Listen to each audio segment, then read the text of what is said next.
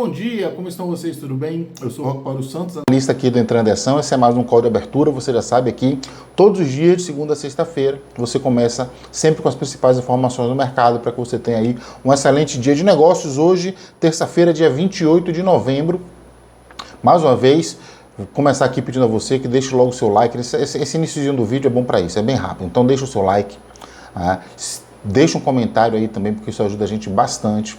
Compartilhe esse vídeo aí com todo mundo nos seus grupos do WhatsApp, divulga o vídeo, o link lá no Instagram, enfim, divulga o nosso vídeo para a gente chegar a um número maior de pessoas.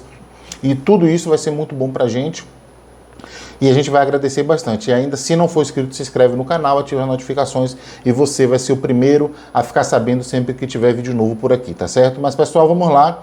Antes de entrar aqui no assunto já de hoje, quero fazer uma correção em relação algo que eu falei ontem. Aqui durante a gravação terminou acontecendo um problema que travou aqui a câmera e eu tive que editar, e quando eu voltei terminei falando, trocando aqui, lendo também alguns dados e terminei trocando informação.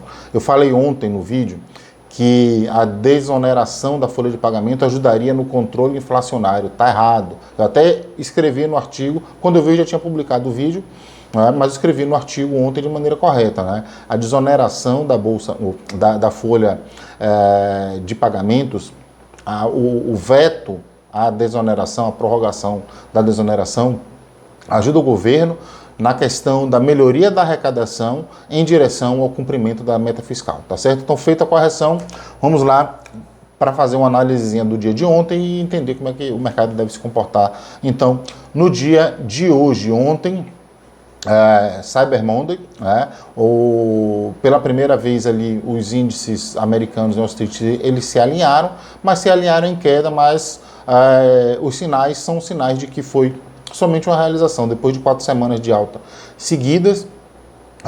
Nada mais natural, nada mais saudável até, que os índices eles deem uma caidinha, deem uma corrigida para que eles voltem. A expectativa para dezembro é que o dezembro seja um mês muito bom. Historicamente, nos Estados Unidos, dezembro é um mês bom para a Bolsa, principalmente quando é um ano véspera de eleição presidencial. Então a expectativa é que o mês de dezembro de 2023, já que vai acontecer eleição presidencial lá nos Estados Unidos, a expectativa é que o mês de dezembro seja um excelente mês.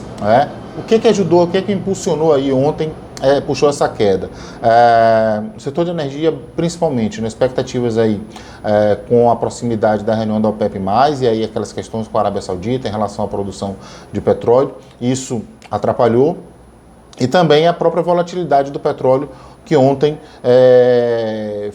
tanto que atrapalhou por aqui também, a gente vai ver daqui a pouco falando sobre Petrobras. A volta do petróleo ontem, preços em queda, terminou puxando muito forte o setor de energia por lá. Mas, em compensação, as varejistas compensaram, afinal de contas, divulgando ali prévias das suas vendas de Black Friday e Cyber Monday. Cyber Monday, para quem não conhece, é segunda-feira após a Black Friday, onde são realizadas ali promoções online no setor de produtos de tecnologia. Tivemos também ontem leilões de títulos lá nos Estados Unidos.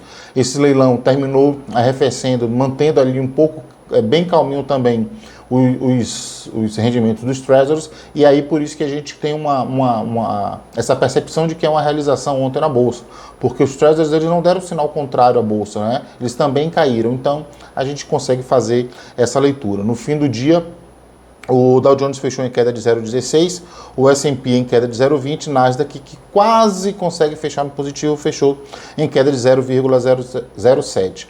Para essa semana, as expectativas continuam para a divulgação do PCI, que é o índice de preços ao consumidor mais observado pelo Fed para sua tomada de decisões, livro bege, estimativa do PIB. Ontem eu falei que a gente poderia ter payroll na sexta-feira, eu não acredito mais que tenha, não aparece mais em calendário nenhum, deve acontecer na segunda-feira. Lembrando, payroll é o relatório de emprego também mais importante lá dos Estados Unidos. Esse relatório ele é divulgado sempre na primeira sexta-feira do mês.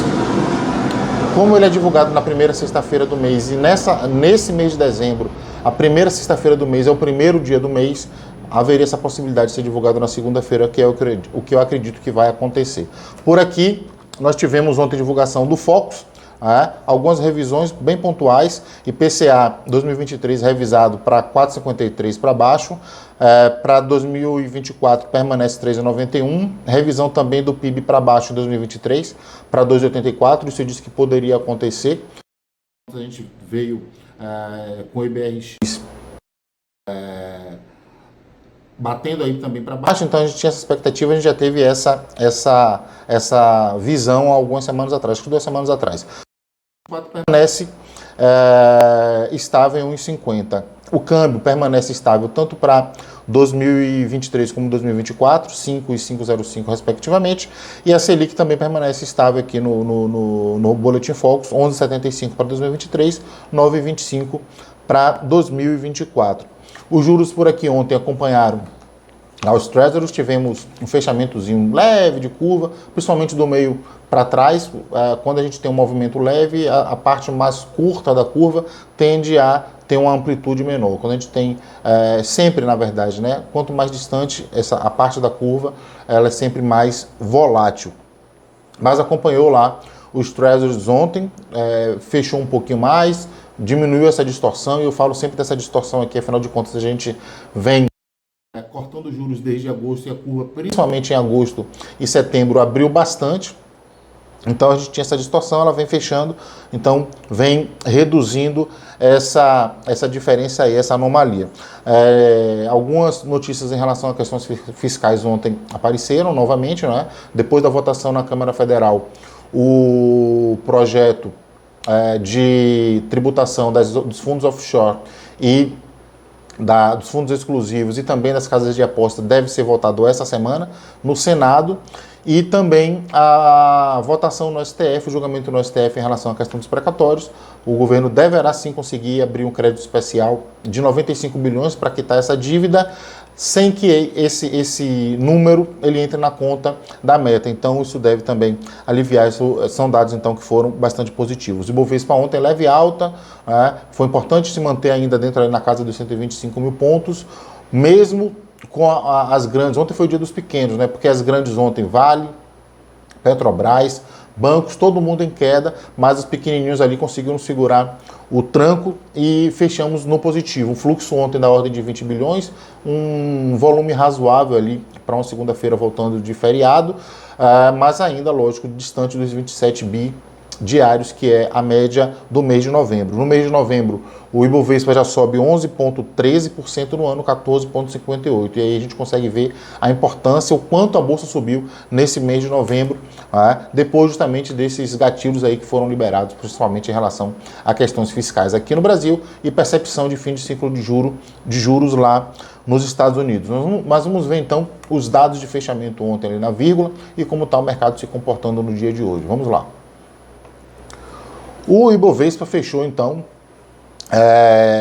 em alta de 0,17, 125.031, em nenhum momento chegou a ficar perto ali de bater os 126 mil, máxima foi 125.800 e alguma coisa, sendo que as maiores altas de ontem, Dux teve uma mudança de recomendação pelo JP Morgan de manutenção para compra, então subiu 10,73%. Cogna acompanhou o ritmo, porque é uma das grandes também do setor, foi beneficiada pelo avanço aí do setor, pela notícia da própria Dux, subiu 7,19%. Na ponta oposta, nós tivemos Raízen, que caiu 5,08%, e 3R Petróleo, que caiu 4,26%. 3R teve também uma alteração na sua recomendação agora pelo banco Goldman Sachs, de compra para venda, então sofreu bastante ontem também no pregão. O dólar futuro ontem fechou em queda de 0,07, cotado a 4,895. Vamos dar uma olhadinha aqui no nosso calendário para hoje. Vamos lá, calendário hoje. Nós temos então a divulgação do IPCA 15, que eu tinha falado ontem, que era uma notícia importante nossa aqui, né? E nos Estados Unidos, confiança do consumidor, e hoje também previsão de divulgação do CAGED, dados de empregos aqui no Brasil. Mercado nesse momento, eu sempre digo nesse momento, mas na verdade a gente começa falando de minério de ferro, que já fechou. Minério de ferro fechou em queda de 1,69, então ficar atento Vale deverá ser afetada mais um dia aí por essa queda no minério de ferro. Já a Petrobras pode se beneficiar porque o petróleo Brent está subindo 1,20, corrigindo aí essa queda de ontem. Moedas.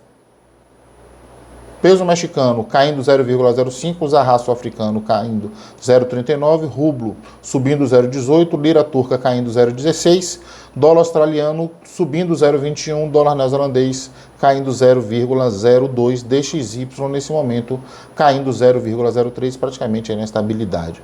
Bolsas na Ásia, mercado já fechado. Tóquio fechou em queda de 0,11, Hong Kong fechou em queda de 0,83, e Xangai fechou em alta de 0,19. Bolsas na Europa, mercado aberto nesse momento. Paris caindo 0,48, Frankfurt caindo 0,08, Madrid subindo 0,25, a única que sobe. Londres caindo 0,43, Eurostoxx caindo 0,37. Futuros americanos, Nasdaq caindo 0,13, Dow Jones subindo 0,04, S&P Futuros caindo 0,04 também. Deixa eu ver aqui se já temos o nosso EWZ, índice de... Não temos dados aqui do EWZ, então nosso ETFzinho de bolsa atualizou. Temos sim. Pré-abertura, 0,03 de alta nesse momento, em pré-abertura do EWZ. Tomara que a gente consiga sustentar, então, essa cotação por lá e que isso seja reflexo da nossa alta também por aqui, tá certo? Mas é isso, pessoal. Desejo a todos vocês aí uma excelente terça-feira, bons negócios. Atenção aí a esses dados de emprego no Brasil que são bastante importantes, né? Principalmente quem está aí no trade, atenção aos seus estoques, tá certo? Um abraço a todos, um excelente dia de negócios e como eu digo sempre, é hora de entrar em ação.